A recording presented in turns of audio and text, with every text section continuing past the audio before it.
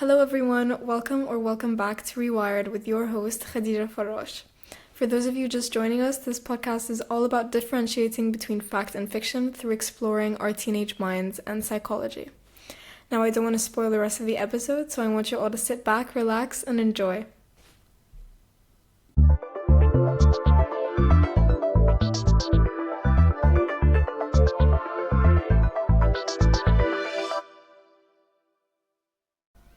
Have you ever been really upset, like genuinely stressed, anxious, or overwhelmed, and someone hits you with a look on the bright side, or other people have it worse? At first it seems harmless and even well-intentioned, but what if this insistence on optimism is doing more harm than good? You nod and you smile and you pretend to feel better in response, but in reality you begin to store your emotions and eventually end up feeling even worse. In today's episode, we're going to be talking all about toxic positivity, which is a concept that's been gaining attention across psychology, sociology, and even social media culture. We're going to explore what it really is, where it manifests in our world, the causes and impacts behind it, and what we can do instead of it.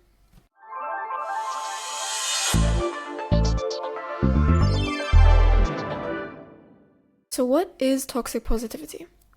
This concept is the pressure to remain upbeat and happy no matter how bad or complex your emotions really are.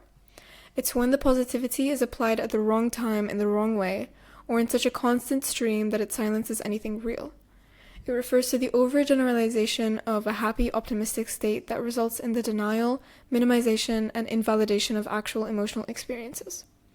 It's not just about being positive, but it's about being relentlessly positive, often at the expense of truth and empathy and emotional expression. It tells people to push aside grief, anger, fear, or any emotion that might cause distress, often in moments when those emotions are completely valid. Think of it like emotional sugarcoating. It might seem kind or hopeful on the surface, but underneath it can be invalidating and extremely isolating.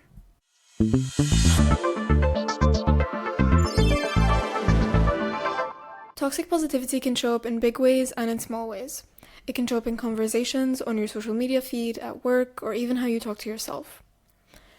Before discussing causes or solutions, I wanted to discuss examples of its manifestation in our world and reality to give a really clear definition as to what it is.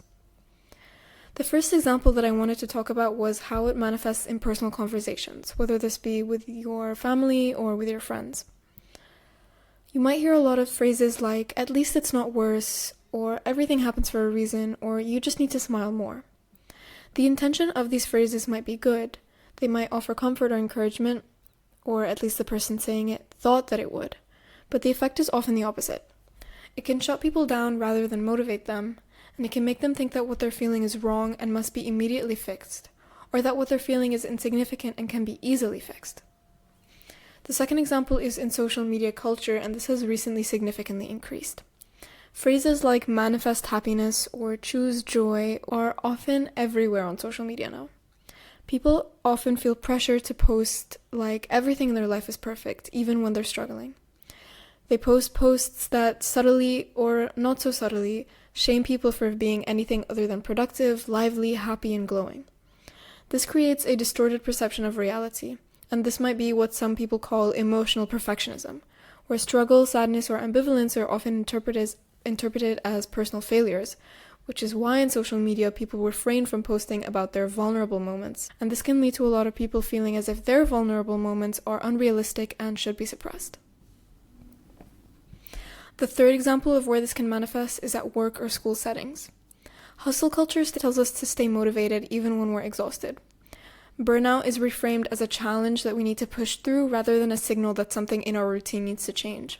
And this has led to increased stress in students in recent years, as it does not effectively teach teens how to deal with their emotions properly, and it rather tells them that burnout should be taking place and it's just something that we need to get over. My fourth and final example is how it can manifest in self-talk.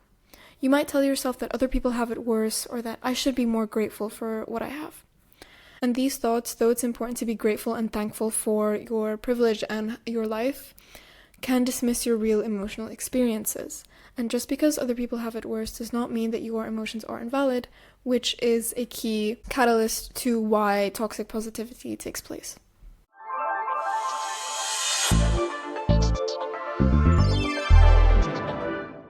Now, why does this actually happen? Toxic positivity isn't just a social trend, it's a predictable outcome of several intersecting psychological and social processes. I wanted to more deeply dive into the emotional, cultural, and cognitive foundations that help us understand why humans are so prone to this excessive optimism and why it's counterproductive. So societal impacts are driving factors as to why this excessive optimism and toxic positivity takes place. So growing up, we've learned that bottling it up is stronger than feeling it.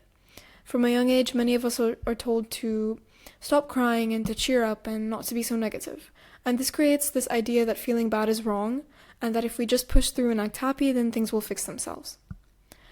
And we're taught that positivity makes us more likable in societies as well. In a lot of places, people are expected to be upbeat, friendly, and emotionally together all the time. Sadness, anger, or fear are often seen as uncomfortable or unwelcome in public spaces. And that's why when someone opens up about something that they're feeling, people often reply with things like, "At least it's not worse," and "just stay positive and everything happens for a reason." They mean well, but these responses often shut down the conversation instead of supporting it. We're trained to think that being happy is the right way to be, and that it's a more pleasurable and approachable way to be in society. And showing anything else makes us a burden in public when really everyone has bad days, and talking about them is part of being human. We also use positivity as a way to avoid discomfort. It's uncomfortable to sit with emotion, as we all know, whether it's our own or someone else's. So instead we use hyperpositivity as a coping mechanism or a way to suppress. Telling yourself to only ever look at the bright side might seem encouraging and like the right way to get over negative emotions, but often it's just a way to avoid dealing with feelings that are actually just difficult to address. We want things to feel natural and happy all the time, so we jump to solutions or inspirational quotes that might not be very realistic instead of actually listening to what our mind and body is telling us. Sometimes that's because we don't know how to support someone going through something, and saying something positive and empty like that feels like it's the only thing that we can do. Other times it's because we're scared that if we let ourselves feel other emotions other than happiness, we'll lose control over ourselves. But avoiding emotions doesn't make them go away. It just suppresses them, and suppressed feelings have a way of showing up later in ways that we don't necessarily expect, and they show up in ways that are worse than they could have when you previously expressed them. Finally, society often tells us that it's our fault if we're not happy.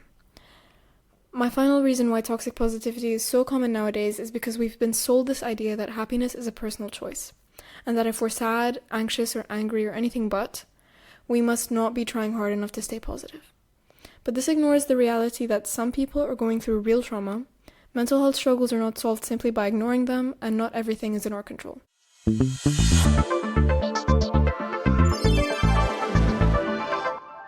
So what impacts does this actually have, now that we know what causes it and what it actually is? The first key impact that I believe toxic positivity has is emotional suppression. Studies have found that suppressing emotions actually increases stress levels and leads to worse mental and physical health outcomes long term. When people feel like they can't talk about how they really feel, they might become more anxious, disconnected, or even depressed. Next is damaged relationships. If someone feels invalidated or unheard in a relationship after being confronted with toxic positivity after expressing their emotions, they may withdraw. And the intention to cheer someone up can backfire and make them feel alone or misunderstood. Next, there's toxic positivity creating shame and guilt in individuals. It creates the illusion that normal people are always happy. So when someone feels sadness or anger, they may think there's something wrong with them or feel ashamed of their emotions. Finally, there's delayed healing.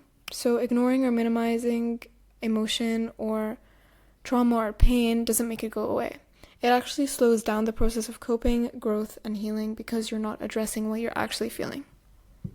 So what can we do instead to prevent these impacts?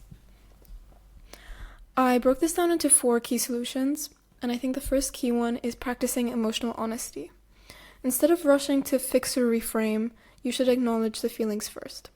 You should sit and reflect and understand what you're actually feeling or what the other person's actually feeling before jumping to saying that other people have it worse or that you can just smile and it'll all go away. Next, you should create space for mixed emotions. You're allowed to feel grateful and overwhelmed. You're allowed to be sad and hopeful at the same time. Two feelings can exist at once. This is actually a concept in psychology called emotional granularity, which is being able to label and understand emotions in a nuanced way. And it's linked to better emotional regulation, as proven in previous studies. So creating space for experiencing both mixed emotions will decrease the risk of suppression and will allow you to actually feel what you're feeling and understand what you're feeling and then address it. Finally, you should redefine the idea of strength or resilience in your head. Being resilient or capable isn't about how good you are at suppressing, rather it's about how open you are to expressing and being honest about your emotions.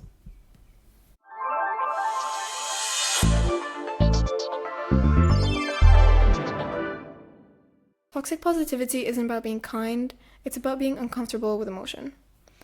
Happiness isn't the default human state, and when we allow ourselves and others to feel the full range of human emotion, that's when real connection and actual healing can happen. So the next time you or someone you know is going through something, don't immediately push a suggestion to smile or a be grateful for the severity of your situation in their faces or your face. Rather, suggest healthy solutions or provide space for emotional expression. And a quick note before we wrap up, this episode isn't anti-positivity. Optimism and hope absolutely have their place, but they do need to come from a space of honesty and truthfulness and not pressure. It's not about choosing between positivity and pain, it's about making space for both when they show up.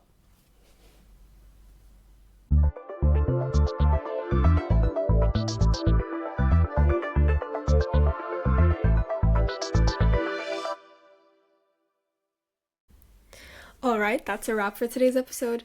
If you want to keep the conversation going, you can find me on Instagram and YouTube at OfficialRewired. My email is khadija.farrash@gmail.com if you'd like to contact me there. That's khadija.farrash@gmail.com. Or if you're feeling extra chatty, join our community Discord where you can hang out and discuss this and upcoming episodes, have access to early snippets and announcements, and a couple more special perks. You can find all the links to my socials in the show notes below and in the Linktree in my description. Don't forget to drop a comment, question, feedback, or anything you'd like to let me know of down below if you're feeling extra generous. And if you really enjoyed, a 5-star rating on Spotify or a like and subscribe on YouTube would mean the world. I can't wait to chat with you again soon and see you in the next episode.